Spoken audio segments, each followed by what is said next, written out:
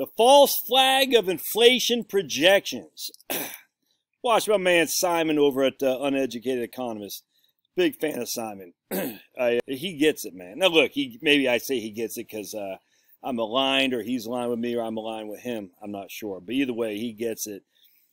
He had a video yesterday that I linked to and I put on my own channel that was freaking awesome. Just basically saying, if everybody is going in one direction, doesn't it make sense to go in the other? And I'm butchering what I said. I said, man, that is so spot on.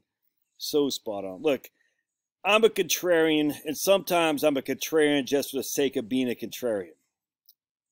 I love the Lakers growing up just because I'm from Maine. Everyone's a Celtics fan. I love the black quarters growing up because there was no black quarterbacks when I was growing up, and I love Doug Williams. I love Vince Evans and whatnot. And now I love the white cornerbacks because there isn't any. I like the white tailbacks, you know, just because they're what, Chris McCaffrey, that's it. And then we had, what's his name from the Patriots, the little guy, Danny Woodhead. Other than that, there is none. I'm a contrarian, man. It's always been, I'll never, like, I used to love Dropkick Murphys in the 90s. Then everyone became Dropkick Murphy fan, and I can't stand them. I actually like them, but I don't say I like them. I can't because they're so trendy and hip. What else? Just the whole thing. NHL is always out of the mainstream, so I don't have to worry about the NHL. I guess the Blackhawks. It was cool to see the Blackhawks win a couple cups, and then everyone's like, Blackhawks! Like, oh gosh. Oh, the Red Sox. Can't root for the Red Sox because everyone's a Red Sox fan now.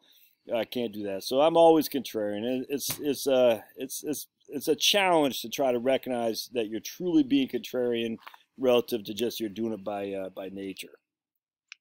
However, the inflation thing is a false flag. I'm absolutely convinced of this, 100%. And Simon posted he posted a link to this article right here.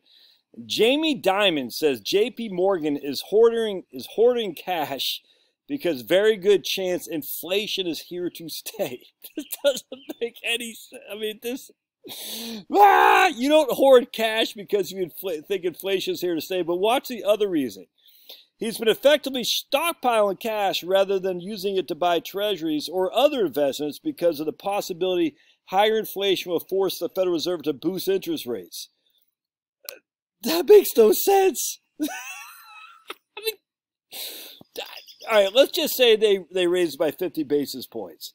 You're going to stockpile cash because you think the Fed might raise short-term rates by 50 basis points. That's 1/2 of 1%. That makes no flipping sense. None whatsoever. It doesn't make any sense at all. No, we think they might raise by 200 basis points, 2%. A, no one's thinking that. B, it's not going to happen. C, even that doesn't make sense. You're still at, what's the federal funds right now? 25 basis points, 50? I don't even know what it is. So it goes from 25 basis points to 75 basis points. Wow, all of a sudden J.P. Morgan's stockpiling of cash really paid off. It went from 25 basis points to 150 basis points. Wow, really paid off while inflation is going through the roof. That doesn't make any sense. It makes no sense, man. And remember, the Federal Reserve doesn't control the federal funds rate. They don't control the long-term debt. Long-term debt, as we can see right now in terms of 10-year Treasury, is at like 1.45. Let's see. Last I checked, the 10-year Treasury, 1.49. 1.49 is the yield on the 10-year Treasury. Does he think if the federal fund rate goes up by 50 basis points, the 10-year Treasury can go back to 6? It's a false flag. Well, of course he's hoarding cash because he knows that there's going to be a huge come-to-Jesus moment with the market, and he's going to buy stuff on the cheap. So you got J.P. Morgan hoarding cash. You got BlackRock buying up all kinds of land and real estate. And I'm not worried at all about BlackRock buying up land and real estate. Oh, look at that guy. Can you all see him? What a beautiful, beautiful dog. What are you doing over there, big boy? Oh, hi.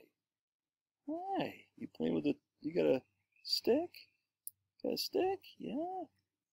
There's nothing better than a dog, my friends.